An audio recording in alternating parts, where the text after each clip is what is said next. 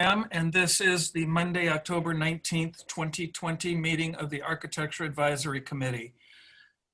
Planner Newell, could you please take roll call? Member Walsh. Here. Member Payline. Here. Member McCoy. Here. Member Lockyer. Present here. Member Dozy. Present. Vice Chair Rotman. Here. Chair Jakeway. Here. Oh, Alternate. Jason, I got to Thompson. start Zoom right now, so can I call you tomorrow? And alternate member Thompson. Here. Great. We have all members present, Chair. Thank you. May we have a staff report on the posting of the agenda, please? Yes, Chair and AAC members, the agenda was posted at 2 p.m. on Thursday, October 15th on the west side of City Council chambers and on the city's website in accordance with policies. Thank you. Does the committee have any revisions to the agenda?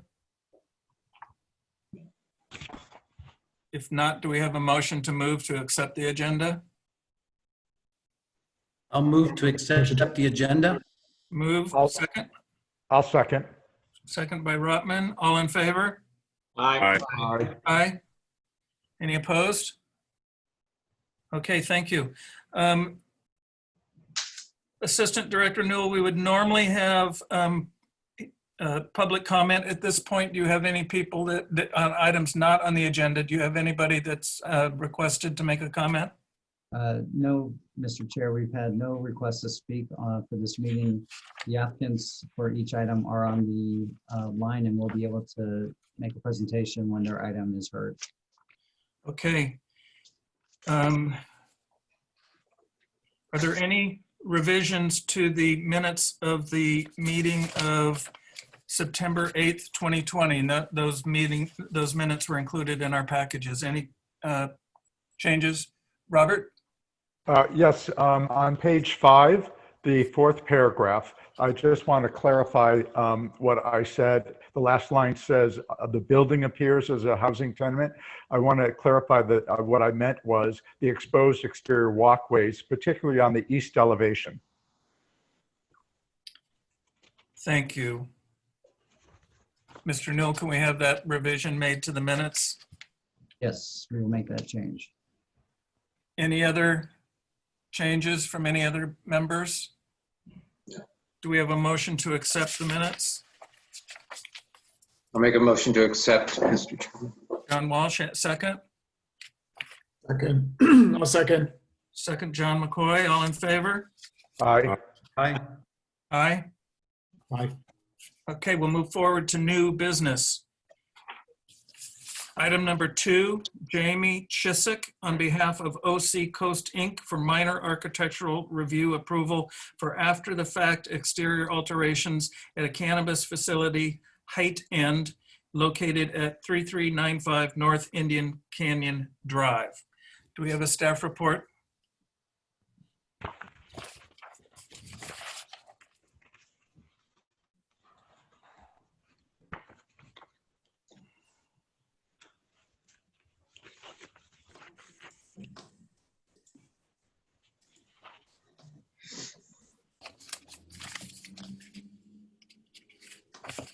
Thank you.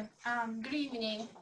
As introduced, this is a proposed exterior alterations to a cannabis facility.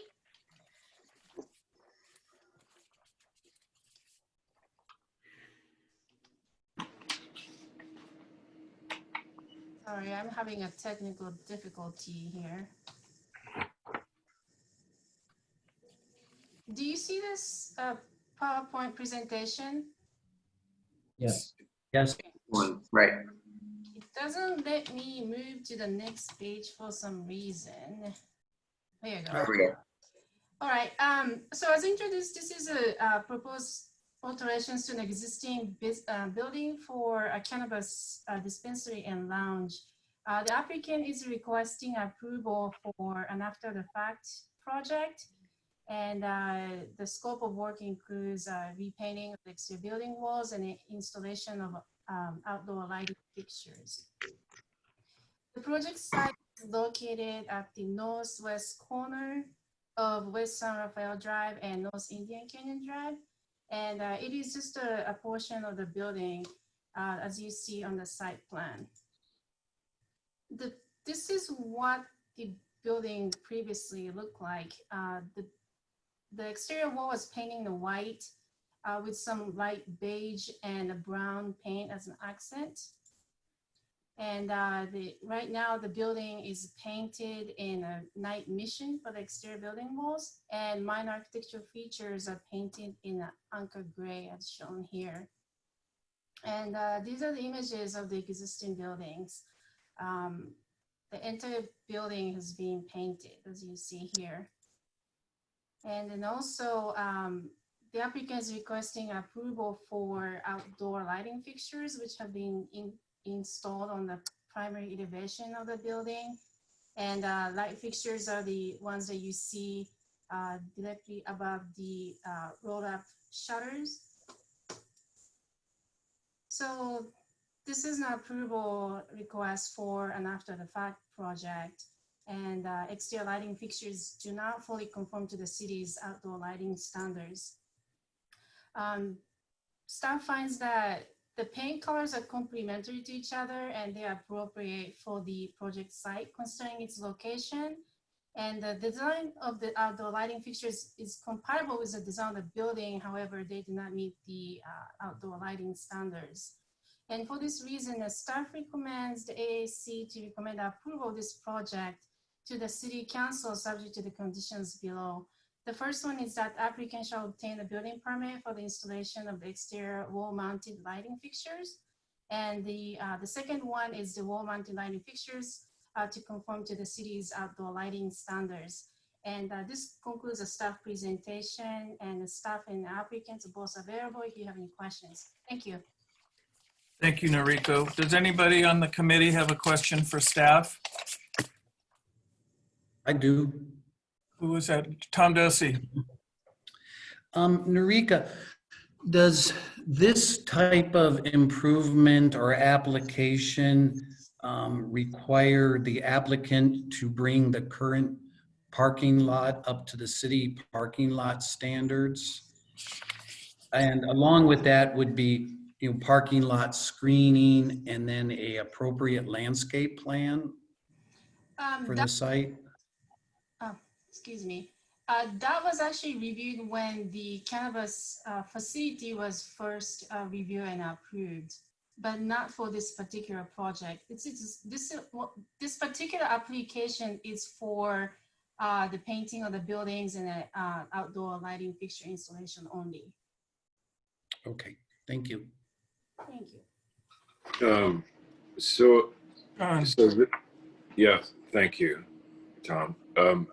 Noriko, this project, I'm a little confused. What does after the fact mean? Means that the paint, as you, I see. the paints already have been applied to the building wall, and so lighting fixtures. Tom had the best question that I can think, so maybe walk us through. So this project was approved and did require a landscape plan and screening, and this is it that we're looking at here? No, well, when the business first moved into this location, the cannabis facility, we did look at off-street parking requirements and it's just the general development standards. And at the time, the applicant did submitted a minor architectural review application for a site improvement, but that was specifically for the establishment of a cannabis facility. And this one, the reason why you're reviewing this application today is because the cannabis ordinance has been amended and any extra changes proposed to the building requires AAC and the city council review. Yep. It's hard for me to avert my eyes from the parking lot though, and the lack of improvements there. And I know it's not what we were invited to talk about today, but I don't know. Can we talk about that? Because look, I have a hard time believing that what's there right now, or at least on these photos, was approved and as adequate screening of the building and parking lot. The parking lot improvement is not really a part of this project. Again, that was something that was reviewed when this cannabis dispensary and lounge moved in at the location originally. And at the time it was reviewed and approved administratively. Was that just approved at staff level? Because I don't remember ever seeing this project. Yes, it was never brought to the Architecture Advisory Committee for review. Did they implement the plan? Yes. So this is as good as it gets for the landscape there. The reason I'm bringing it up, Noriko, or maybe some of our folks agree here, is it looks, I mean, it's a kind of a major intersection at one of the major thoroughfares leaving town.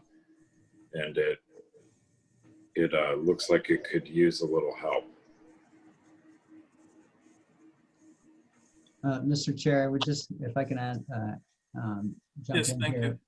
So this site historically has had some issues with maintenance, and they've done some improvements to the property to bring it closer to conformance in terms of adding trees to the parking lot, which previously did not exist. So it was an existing legal non-conforming condition.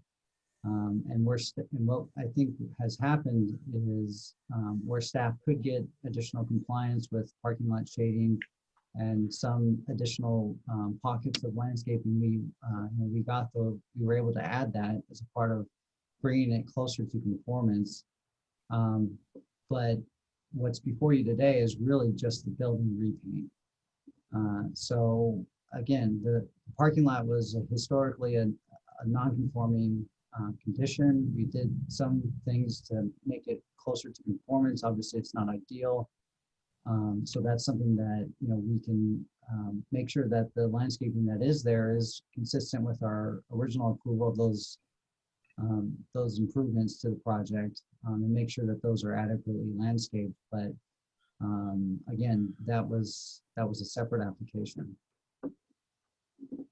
Have they submitted a separate application for a sign program? No, the only sign-related application that we received is the temporary banner that you see in the picture. But applicant has not submitted any sign permit application for permanent signs at this point. Okay, with that banner application, was there a lighting component to it? No, it's just a banner. So it's a temporary sign is what's there. Thanks.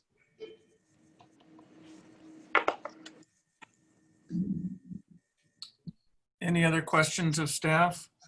Got one question, Tom. Sure, Sean. So the lighting does not comply. I'm not 100% sure I'm clear on why the lighting doesn't comply with the city standards. The city outdoor lighting standards require outdoor lighting to be shielded so that it will not creating a glare or any kind of light related issues.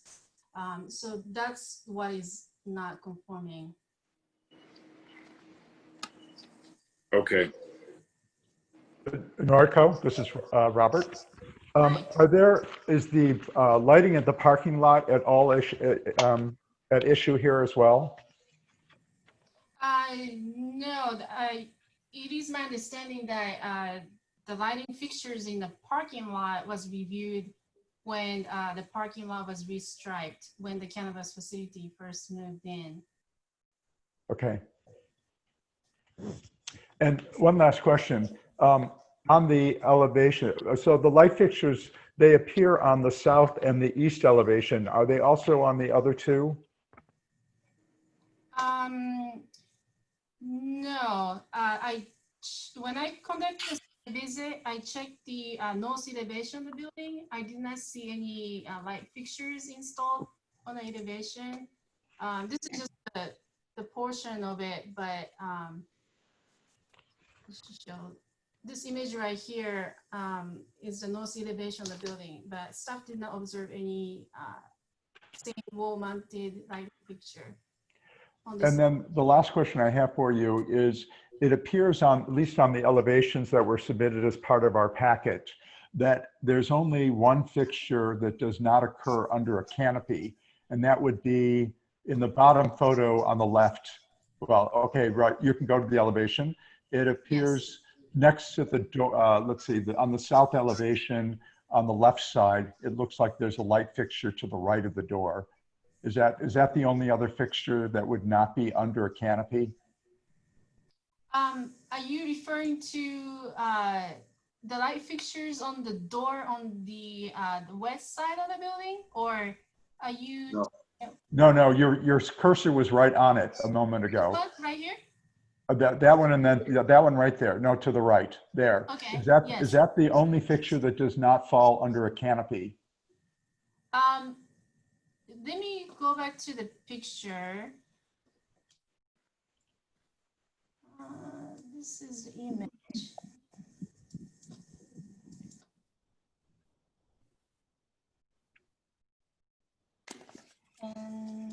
That one up by the front door isn't under the canopy either. Okay. Is that a fixture? Those white dots are the fixtures that are in question. And there's nothing over the roll-up doors. Correct. And the roll-up doors are not part of this facility. That's Oh. just, Right. This is a different tenant. Okay. Yes. So just to show this site plan, the business is occupying this this hatched area only. So it is adjacent to a warehouse next to it. And the light fixture that you're pointing out is actually in front of this warehouse unit. Oh, okay. All right. But they did paint the whole building, didn't they? So shouldn't we consider the entire building? Yes. Noriko, are there security lights? It looked like there might have been security lights on the side of the building above the awnings. See right there in that picture in the upper right, are those lights?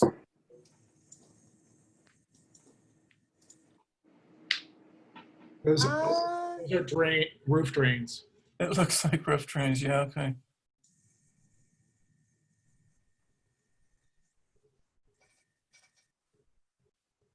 Okay. Okay, any other questions of staff? No.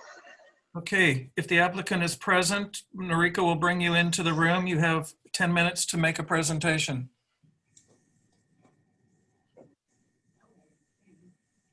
Was that to me? Or to me? Yeah. I'll take it. Hi, my name is Andy Colver. I'm the attorney for OC Coast. Jamie Chiswick, who is the owner along with his wife, Melissa Chiswick, is also present. As Noriko said in her excellent report, this is an after-the-fact application for approval for exterior painting. As you saw from the pictures, the original condition of this building was really not great. When OC Coast took possession of it in, I guess it was about the spring of 2018, first thing that we did was submit building plans so that we could basically demolish and redo the entire interior. And as you saw from the outside pictures, the paint and everything that had been on there before, the white and the beige, it was old, it was cracked. What OC Coast wanted to do was really freshen up the way this building looked, give it much more of a deserty feel, something that was going to fit into the community and something that would appeal to the customers, the residents, the buildings that were all around it. This is, much more of a neutral color. It's a lot darker than what you saw before, but it does look nice where it is.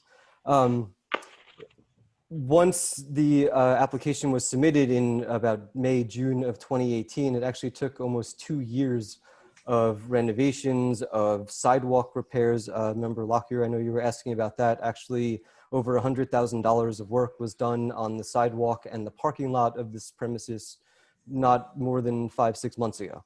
So this is all brand new work that's been done on the outside. It was repaved. The sidewalk was expanded next to the building. The handicap entrance was regraded so that it was appropriate for ADA compliance purposes. Everything has been done. I mean, hundreds of thousands of dollars have gone into this project. It finally opened in August 2020 after over 2 years of work and money that was spent into this. I have to say, yes, the painting was done a bit prematurely in the hopes that this place was going to open a little bit earlier, and it was trying to just get it really niced up before it happened. That ended up getting extended, so we put in our application for the after the fact. The lighting, we weren't even aware was an issue until we saw the staff report, and we will of course do whatever's necessary to come into compliance with the shielding. I think it's a fairly straightforward project that we have going on here, but I'm happy to answer any questions that you have. Committee, do you have any questions for the applicant? I do. Robert? Yeah, a couple of things. Number one, next to the right of the door, there's a window on the south elevation, and it also appears on the east elevation, and you've got 4 light fixtures over that. Is there some reason that there's such a concentration of lighting at those 2 windows? Those windows are inside. That's basically the main entrance. Any customers are going to go in through the front doors that are right there. And then those roll-up windows, those are rolled up during the day. And there's actually a mural that's painted on there. So the lights are there basically to highlight that that's where the entrance is. Okay. And in the spec sheet that was submitted as part of the packet, are these light fixtures really battery operated? Yes, I believe so. Okay. All right. Those are the only questions I have. Any other committee members have a question of the applicant? I guess I have a question. In our document, it shows, so this approval is for the whole building, even though in the document, it has the OC Coast Inc. area, the 2,500 square foot lounge. Is it all owned by one property owner? I guess that's my question. Yes. Okay, thank you. I may have one question, Tom. Is there in the near future, intent to update signage from that temporary vinyl banner sign that's presented here? Yes, yes. There's no intention of keeping the banner there forever. We're in the process of getting bids and designs put together so that we can put in an application for a permanent sign. Okay. Thank you. Any other questions? Yeah, I have one as well.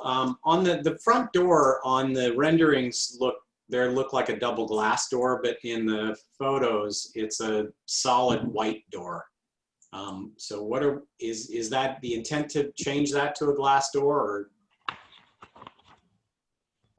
I'd have to Steve, look I was at the site and it's already been changed. Yes, they do have new glass doors there. Okay. On that same item, Tom, are the roll-up doors are still intact there? They're in place. Yeah. And are the roll-up doors on the windows rolled up while the establishment is open or only during the daytime? while the establishment is open. Okay. And is there any plan to convert the battery-powered fixtures to a line voltage? And also, does the battery last all night long? Yes, the battery lasts. I'm not aware of any plan to convert it, but if that's required in order to come into compliance with the zoning code as part of getting everything shielded, then I guess we would have to look into that. I believe that the city council has made a requirement that you cannot see in from the street or the right of way that a person could not see into a lounge where people were consuming. What is the window material on these windows? The windows are glass. There's a mural that's been painted on it, so you actually can't see inside. But even if you could see in, you wouldn't be able to see the lounge area. These are just in that office. These are in the very front, like foyer, where you would get checked in, and then there's another set of doors that leads into the retail area, and then you'd have to go into like basically if you walked in and you walked in through all the doors, you'd have to make a left and go kind of around to get into the lounge part of it. So there's no windows that actually view into the lounge itself. A question for staff, Noriko. We're just hearing now that there is a mural painted. What is there an approval process that they need to go through to get approval for your mural, either through the Arts Commission or through us? The mural, unless it's an exterior mural, which meets the definition of a mural, it's not going to be going to the Public Arts Commission for review. I personally did not see the mural, so it's difficult to respond to your question, but if it's installed on a sign, the windows, that's usually treated as a signage, and it depends on the location and how that's being installed. If I could clarify, it's painted on the inside of the windows. You can't see it from the outside. So if you're sitting in the office, you would see it, but from the outside, it's black. Correct. Okay, thank you. Any further questions from the staff, from the committee? Okay, we're going to conclude the applicant's presentation. Thank you very much. Thank you. And the committee can now discuss the project. Oh, and I do want to make a point to the committee. Because this is after the fact, doesn't mean they get any more rights of approval. We're looking at this as if this is a brand new submittal, and we can make comments and findings based on as if nothing had been done and this was our initial review of the project.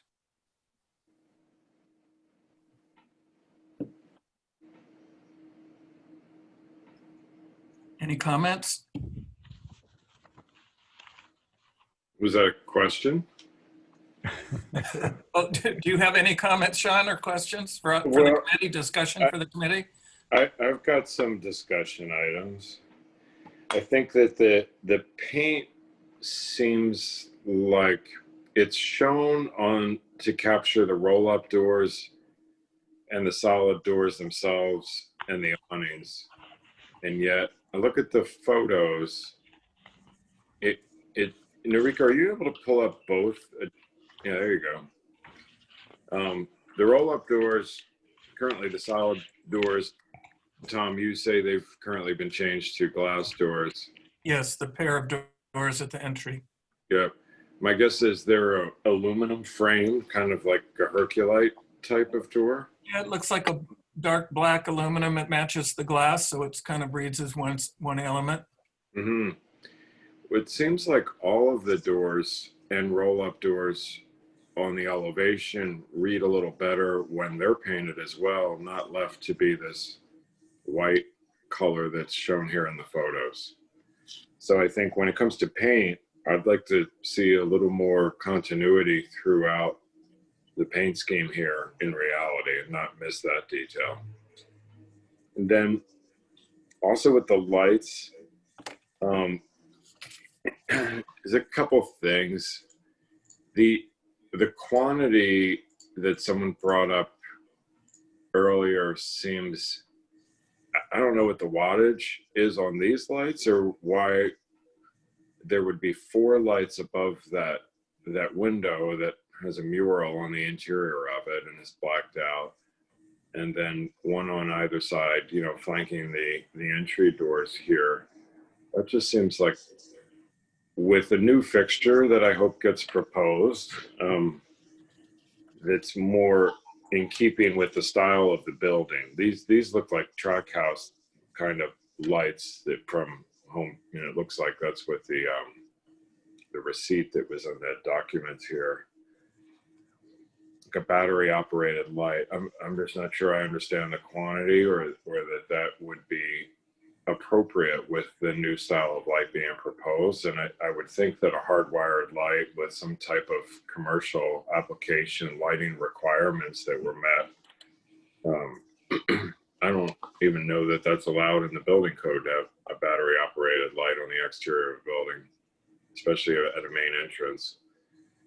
But the style of them in general, it seems with all the money that those folks have been putting into their building, it seems odd to throw in the towel when it comes to the main entry and the exterior of the building. And these lights look like we just threw in the towel and grabbed something from Home Depot. So it'd be nice to see something with a bit more style or resemblance of the architecture you were trying to capture here with the colors of the building, which I actually think are not bad. The landscape's kind of a shame because it's really detracting from, I think the landscape has an opportunity to enhance this building and maybe draw someone's attention to it in a positive way. It looks a bit sad, this building, and the landscape currently is not helping. And the signage, I wonder if whatever light style is proposed, I think signage should be kept in mind. If it's going to be some type of barn or, you know, barn style sign light or something that's going to light the signage, I'm not sure what anyone's thinking, but it would be nice to have them complement each other. And that's all I have to say about that. Thank you, Sean. Mm-hmm. And who else has some comments? John Walsh, I have a anything? comment. Oh, who said aye? Go ahead, John. Yeah, you know, I would first of all concur.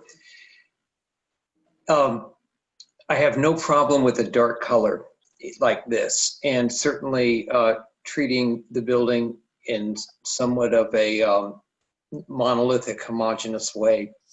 But the problem is, I agree with Sean that the roll-up doors and any of these other white planes end up popping, and I think they defeat what you're trying to accomplish with this building reading as sort of like a background chunk of pigment. And so that would certainly be the first recommendation. When I look at that corner, it seems as though there was a bit of a desperate attempt to begin to define the entry. And I think I'm going to take a wild guess here that is one of the purposes of that repeated fixture that you have there. I don't think it's very successful though. And if there could be a better marriage between some of the lighting and what does happen in terms of the signage and its location, I think it could be much more successful. And yes, I would, ditto on the landscaping. I think it is an unfortunate aesthetic anchor that holds this building back from being as attractive on a corner as it possibly could. I think some of the key elements of making this work are here, but it is not developed fully. Thank you. Tom Dosey?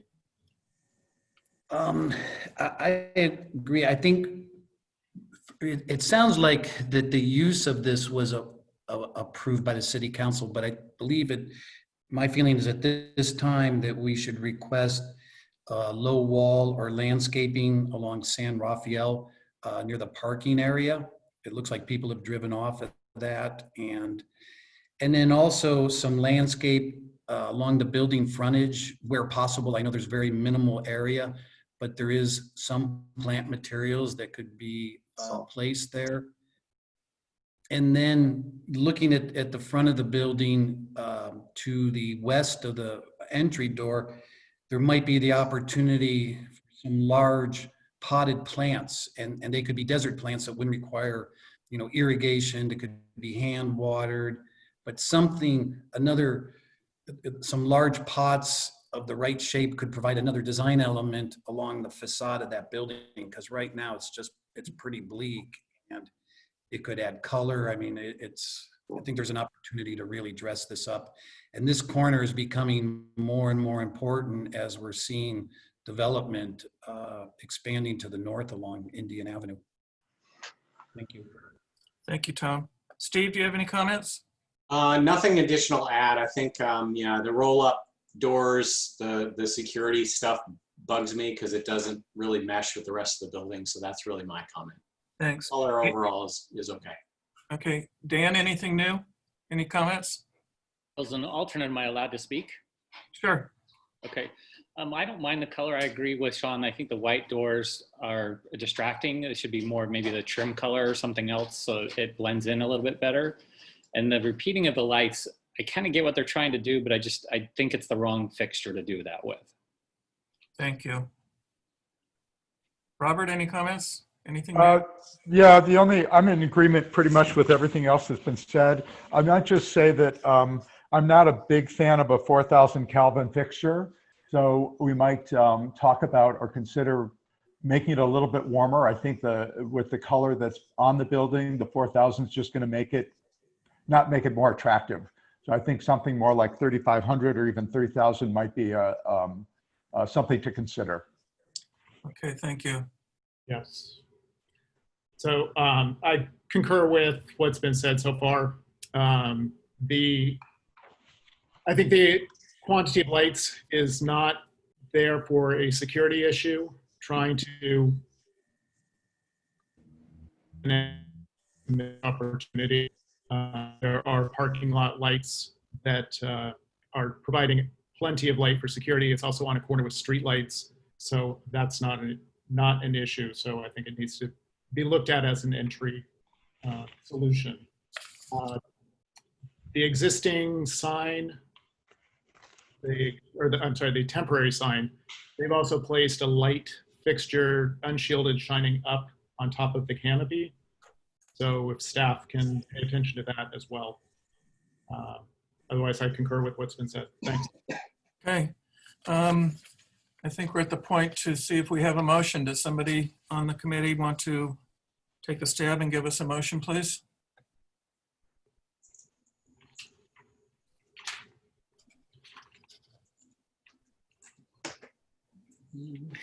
I'll make a motion.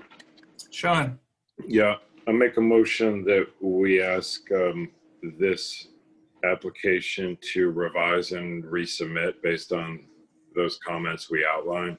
I'd like to also second Mr. Rotman's comment about the lighting temperature. I think attention should be paid to that and get that down to something warmer like 3,000 Kelvin if it's going to be an LED.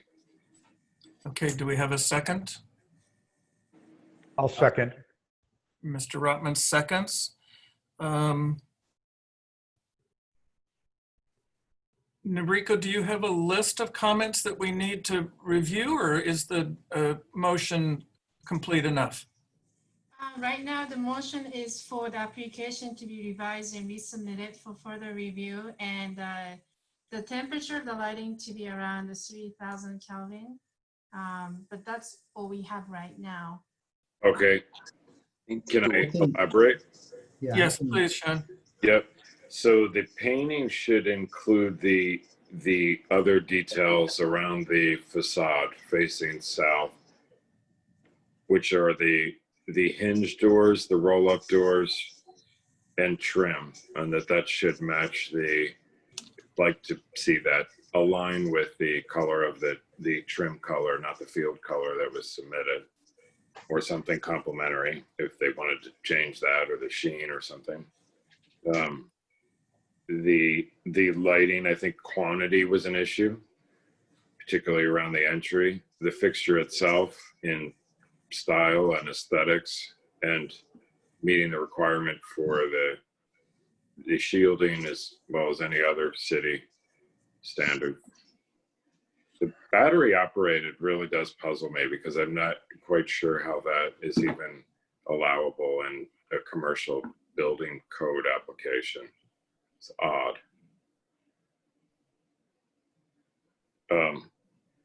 we also mentioned, I'm not sure that anyone elaborated on it, but there was the signage. So if future signage should, if there's going to be some exterior lighting fixture that would illuminate that sign, that they consider that. Yep. And then landscape, I know we had a couple of bullet items on that, but mostly talking about how unfortunate it is that nothing can be done about it, because it's such it's a red light that I often stop at if I'm leaving town. And so I know it's a focal point, this particular building. And anyway, not sure what to do about that one though. Okay, thank you. So we have a motion on the floor to continue this item with the comments that Sean has just listed. We have a second. All in favor? Aye. Aye. Aye. Any opposed? Okay, thank you.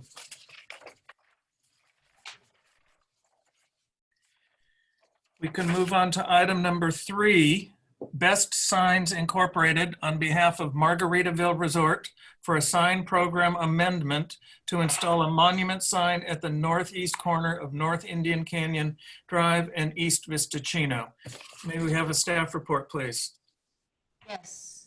Mr. Chairman, I do have a question regarding this project. Sure. I was involved in the redesign of this project, I guess it's more than 10 years ago. And so I'm not sure if I need to abstain from any comment regarding this proposed. So was signage program. that for the previous developer that made it into the new Riviera Hotel? Yes, it was for the Noble House resorts and development, hotels and resorts.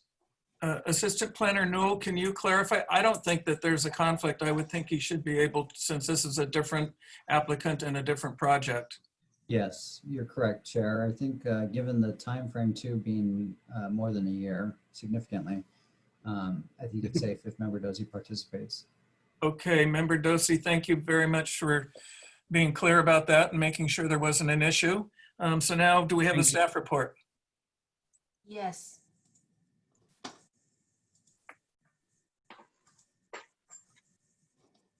All right. Oops.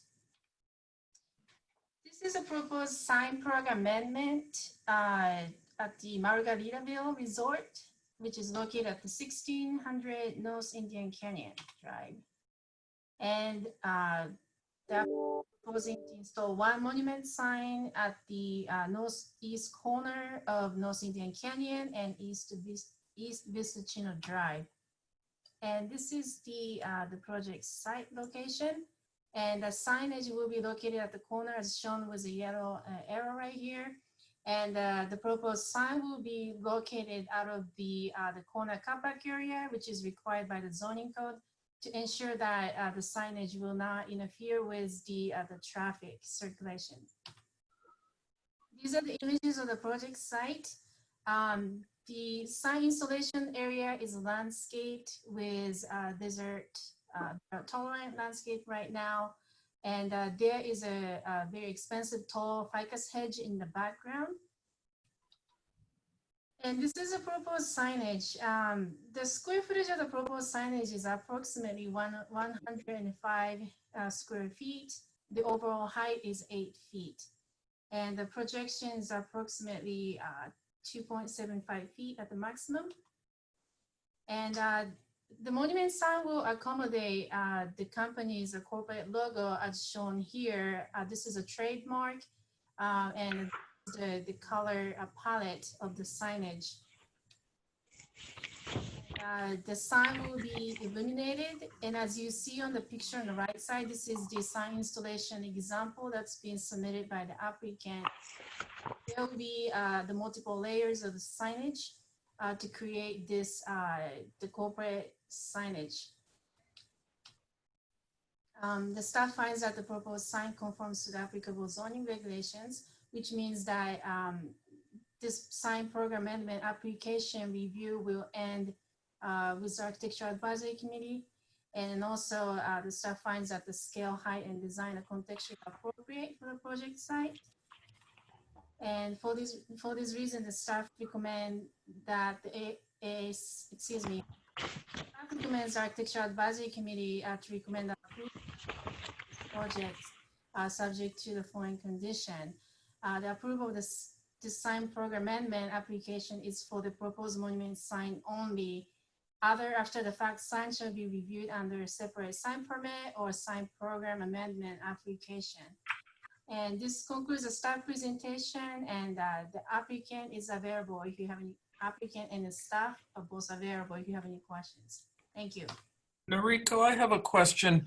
Why are we reviewing the monument sign knowing that there's going to be other signage coming forward? Normally we would review all the signage as one application so we can see how they all relate to each other.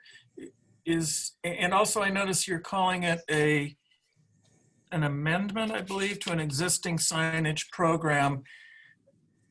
That signage program I know was established when Noble House converted this property back to being the Riviera Hotel.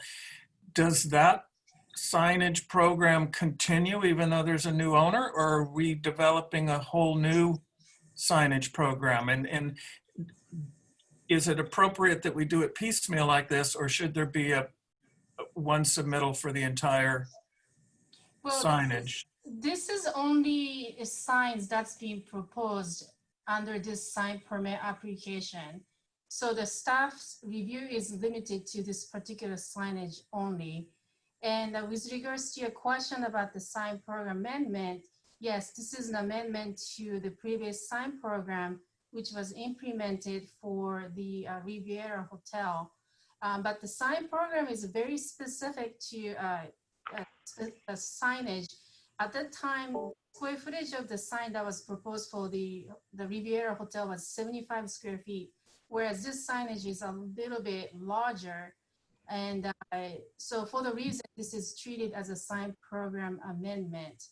And I hope that answers your question.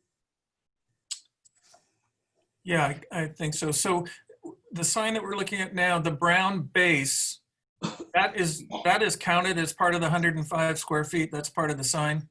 Yes. Okay, thank you. Narco, I have a question. Robert. In terms of scale, do you have an idea how tall the hedge is that's around the porte cochere and the drive-through?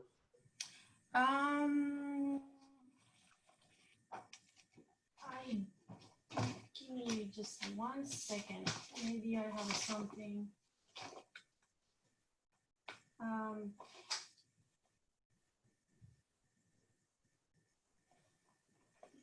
You might want to bring up your slide number 4. See, it shows in section. Looks like it's about 4 feet to me. More. It's about 9 feet. Yeah. Based on the height of the hedge that's indicated in the previous application, the height of the ficus hedge is actually about 9.3 feet. Okay. Thank you. Any other questions of staff? Is that John Walsh? Yes, it is John Walsh. Noriko, you touched on it because I was looking for some statement as to the comparative size between the old Riviera sign and what this is that is proposed. So this is larger. Yes, it is. Yes. It's taller and it's longer, wider.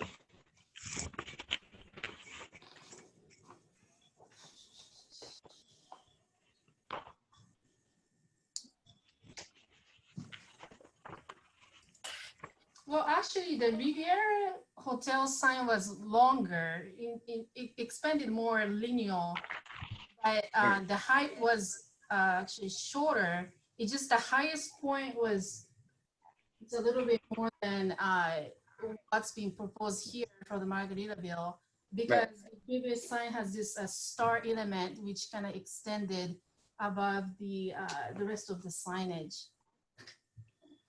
Does the 105 square feet, if we weren't even knowing what the Riviera had before, does 105 square feet meet the maximum or exceed, or is it under the maximum that this property would be? The 105 square feet is less than what the zoning code would allow. So if you go to page 7 of the staff report, there's a table that includes a summary of the project's conformance to the applicable zoning standards. And just to keep in mind that when the Riviera Hotel sign program was reviewed, the maximum permitted sign area for the site was 75 square feet. The city has amended the sign ordinance regulations since, and based on the current sign regulations, this Margaritaville sign conforms to the maximum allowable sign area. So in fact, it looked like it's quite a bit less. You say that they're permitted 300 square feet, 300 Correct. square feet, and they're only applying for 105. Correct. Any other questions of staff? Noriko, is somebody here from the applicant? Do you know? Yes, this should be applicant from Best Signs, John Cross. Okay, Noriko, could you please let them join our Zoom and give them 10 minutes to speak if they need that much? Sure. Hello, can you guys hear me? Yes. Yes. Hey, John Cross, Best Signs here. I'm at soccer practice, so I'll make it brief. This monument here is a brand monument sign. Not much in the way of design from our firm into this sign. We basically took an example and duplicated it because it's their brand sign. Fabricated aluminum logo and some tiki wood basically consists of the design palette. Yeah, so if anyone has any questions, I'd be happy to answer. Thank you, John. Anybody on the committee have questions for the applicant? Robert. I do. Yeah, John, thank you. Would you mind going through layer by layer the images? I mean, what occurs where? Are you specifically referring to the logo? Yes, yeah. So it looks like there's 3 layers that mount to the stucco background, and I just want to understand exactly what layer is where. Yeah, sure. So the first layer up against the stucco would be the sun and the island element. That's one grouping.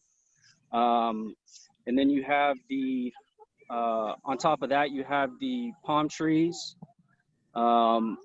And the third element would be the Margaritaville with the parrot all in one flush area. Okay. And then if I understood the staff report correctly, there's no backlighting on the sun or island so that the stucco is illuminated. Is that right? No illumination on what? I'm sorry? On the stucco background. Yeah, no, the stucco background is opaque. So that's it's all fabricated aluminum, stucco finish. So the only lighting elements are the channel letters. Okay. And the last question I have is that, so the Margaritaville and the word resort are the outermost layer, and those are mounted with pins back to the stucco sign. Is that right? So they are at least 10 inches long. That's correct. Is that correct?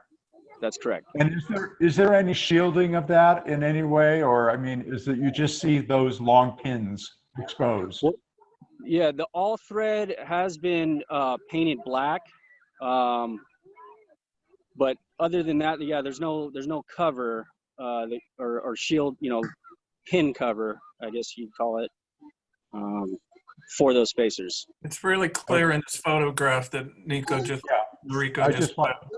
Yeah. And so the other thing is that you mentioned that the side of the Margaritaville is painted black, and is it also black on the sun and oh, I see they're different colors. Is that right? Yeah. The only thing black is the Margaritaville and the parrot. The beach or resort section would be white on the return, and then the logo elements would integrate with the coloring on the face. Okay. All right. Thank you. You got it. Other questions from the committee? Yes. John Walsh? This was put forth and designed though basically by Margaritaville corporate, correct? Or did they just say we want a large sign out there? Yeah, no, you are correct. Their design firm provided us with examples of previous sign types. There was pretty clear and concise parameters to follow. There wasn't much in the way of any creative design on our part. Okay, thank you. Yep. Anybody else? John McCoy, anything? Okay, thank you. Sean, anything? No questions for, yep. Steve, anything? No, I'm good. Okay. I just have one question for Noriko. When we're looking at this sign, there's that little, I think they called it a compass that's down on the tiki portion. There's a very large element of that that's probably 7 feet tall that's been painted on the side of the building. Is that going to be considered a sign as we start calculating? You don't, it's, well, that palm tree in the bottom left, right over there is, it's painted on the side of the building. Does that count as a sign? Well, It doesn't have any words or any lettering. It's just like a. no, it's actually the compass graphic on the building wall, and then also the treatment of the fascia for the porte cochere. The staff thinks that they both should be reviewed under a minor architectural review. Okay. Signage, but the exterior change to the building. Okay, thank you. Any further questions for John, the applicant, from the committee? Okay, thank you, John, very much. Discussion, any further discussion besides what our questions answered for us? We have a motion? I have a question. I think that was Tom Dostin, maybe? Yes. Okay, Tom?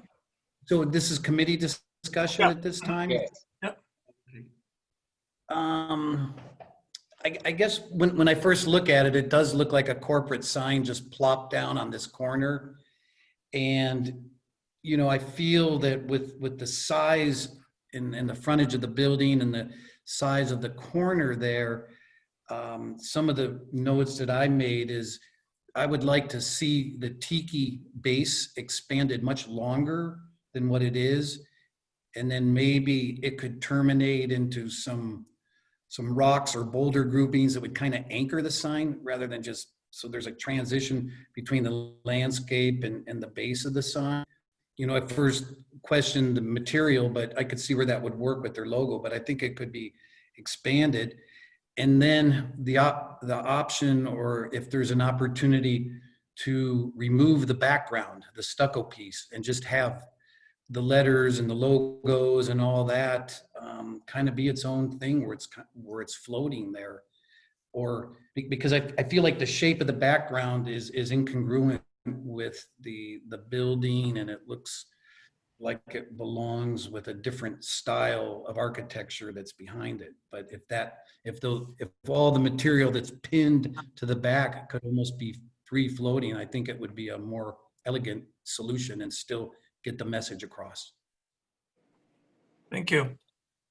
John Walsh? I want to build upon what Tom Dozy is sort of expressing there. I think that the sign that preceded this was pretty much a tour de force. It sort of married the architecture with the graphics. And I think the magic that made it work was its transparency and its lightness. You could see through it, and it had a certain fluid quality to it. This sign that is proposed is a little bit of a polar opposite. It is, it's an edifice, and it's sort of parked there, and it looks a bit stout and inelegant. And I think that the possibility of removing the stucco and beginning to achieve some levels of transparency and openness in that sign, so that you sort of, it's there, but it's almost like a screen and you see the building beyond. And in some fashion, pick up what is happening with the architecture and the building. I think it would be kind of a real loss to move in a direction of something that looks pretty corporate out of the can. Thank you. Sean?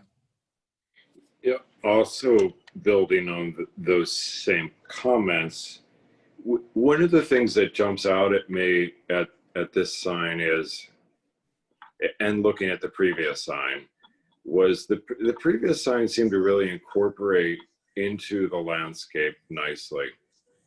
And this sign instead has sort of a plasticky pseudo reality or prosthetic type of appeal to it, in this ocean theme, the palm trees. It's literally using a plastic prosthetic wood material. And I think one of the comments about the shape of the sign marrying with the architecture, or really maybe deviating from trying to create this arched background in this corporate image kind of a sign. I'd love to see this thing go in the direction of losing the palm tree icons and having a landscape plan that maybe incorporates this general style of what people are about to experience inside this property into the landscape itself. And so the use of authentic materials like real wood that may do some weathering and discoloring over time seems to align with a margarita feel or essence that comes to mind when I think about this brand. And losing some of this sort of fake plasticky appeal to it, I think, is the direction I'd like to see this sign go. Something that marries up with the architecture and the landscape more and communicates that. So I think what I'd love to see is, and hopefully make a motion soon to for revision and a resubmittal of this, would be a landscape plan that incorporates into this signage a bit. Tom, I think you are maybe saying an elongation of the base of this sign or something like that. I would think that all kind of reveals itself eventually with a reevaluation of what this sign really wants to be at the corner. But this would be a tough one to approve, to go from what was there previously to something with such a corporate and plasticky kind of feel at this major intersection. That's about it. Okay, thank you, Sean. Anybody else have some comments? Are you? Who is that? Robert? Yeah, I just want to sort of reinforce that this sign is not just viewed, straight on, and that what they're proposing as you move down either Indian or Racket Club is you're going to see the side of these signs with all those pins. And I really think, you need to think about this sign in 3 dimensions as opposed to how it's presented in the report and the photographs. And I agree that that this is very corporate and probably not appropriate for this particular property and this location, even though it falls well within what's allowable in terms of the sign code. I think it's way too big. I think an 8-foot sign at this intersection is just going to dominate the whole entry and really compromise it. So whether it's, as Member Dosi suggested, it's more of a cutout without a background, which I would be actually okay with, but to have this 8-foot high stucco background monument sign, I think it's really inappropriate and it's the wrong scale and size. Thank you. Anybody else have any comments? I think everything that I would say has been said. Same here. I have a question for Noriko. Tom. The ficus hedge that was placed at the drop-off of the hotel, originally that was not part of the original plans, and there was this desire to have a transparency from the corner to the inside into the building. Beautiful. And I didn't know if that's not even an issue or if that was approved later to install that hedge. According to the application that came to planning back in 2016, at the time it was for the Riviera of a different sign design. The staff approved this sign, which was never installed at the site, but it says no approval of a change in the landscape. And I think that is what Member Dorsey is mentioning about the hedge. It's really difficult to tell what was the previous condition of the property was based on this rendering, but I'm not sure when exactly this hedge was installed or anything, but the 2016 record shows that there are no changes approved in terms of the landscape. But that's the only information that I have. When you look at the photos that are part of the presentation on their sheet number 1, there you can see there is no hedge. You see right back into the lobby of the hotel. Yes, there was something in the back, and I'm not sure if that was a rendering or.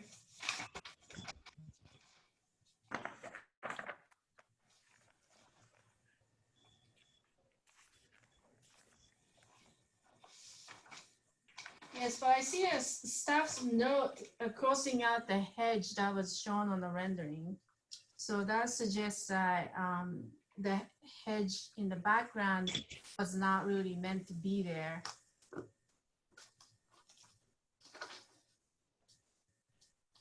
But that's the only information that I have at this point. Okay, thank you, Noriko. If there's no other comments, I think Sean said he has a motion in mind. Yeah, I'd like to make a motion that we see this project again with a revision that includes the various comments that we laid out here. And Noriko, let me know if you want me to kind of zip through some of those or all of them. Sure. Why don't you do that? Okay. And you guys jump in here. The materials, I think the use of synthetic materials on the base and the palm trees, I was encouraging the use of actual real materials that have more of a character and weathering to them. Transparency in the sign was encouraged. Incorporating a landscape design that captures some of what this sign is trying to convey. So a revision of a landscape plan in and around the sign, or incorporating that into the sign in the corner of this property. Discouraging the stucco background, discouraging some of the plastic synthetic motif that was going on here. And that's all I have, but folks take it from there. I think I would add something about integrating it to the existing architecture so that there is some tie-in. And I liked Tom Dosey's comment that that wooden base could be extended and could become a landscape element, that this might even become a planter wall or something that this wall sits on, that the sign would sit above. I want to throw one more out there. I noticed a sort of bluish turquoisey ocean here, and at the base of the palm trees seems to be created out of plastic. So if there was a, and we didn't talk about this, and maybe it's not fair to add it now, but when we're talking about a genuineness of materials, maybe there's a water feature or something that could be incorporated somehow. And you know, I raise this almost as a question, but this this last almost postscript in terms of that ficus hedge, that is huge in terms of its impact with your perception of the building. Is that something that gets relooked at, or at least fully integrated so we know, yes, they are committed to this 9-foot tall hedge that basically cuts the sign off from the balance of the building? Is that, I'm sorry, that came out in a rambling way. Sure. It made sense. So I think It's huge, and it's sort of like, you know, that needs to be integrated into what they're thinking and their design of the sign, and its link to the building or lack thereof is. There you go. Yeah, it's really a green carpet that I think should be considered when they're thinking about the landscape there that complements the sign for sure, or not. I have a comment. I think the green hedge is almost like a throwback to the Parker Hotel, where maybe it worked there. Someone decided in management to put. And back to Sean, your comment, there are actually bubblers and little ponds that had water jets that came out of the rock areas. So they may be able to be reactivated, but your idea of creating an overall theme of the corner with the sign, I think is a good one. Okay, let's get a second and then we can finish up with any more discussion. Does anyone want a second, Sean? Is that Dosey? I'll second. Okay, motion by Sean, seconded by Dosey. Any further questions or comments? I mean, the one comment I would make is, and I don't know why I never realized this, it was so elegant when the hedge wasn't there, and the lobby of the hotel that was so dramatic became visible from the street, and that in itself kind of became the sign. Yep. And I'm going to guess with the Margaritaville theme, the lobby is going to lose some of the elegance that it have, and it might become a little funkier. But still, I think to represent what the hotel wants to do and let that be seen from the street could be a real advantage to this project. Agreed. Yep. Okay, we have a motion and a second, and the motion is to continue this item with the comments that Sean has listed. All in favor? Aye. Aye. Any opposed? Okay, thank you very much. So Noriko, you will pass on all these comments to the applicant because obviously they dropped off the call, I think, before we finished. Okay. Okay, any committee member comments on things that we talked about today or anytime?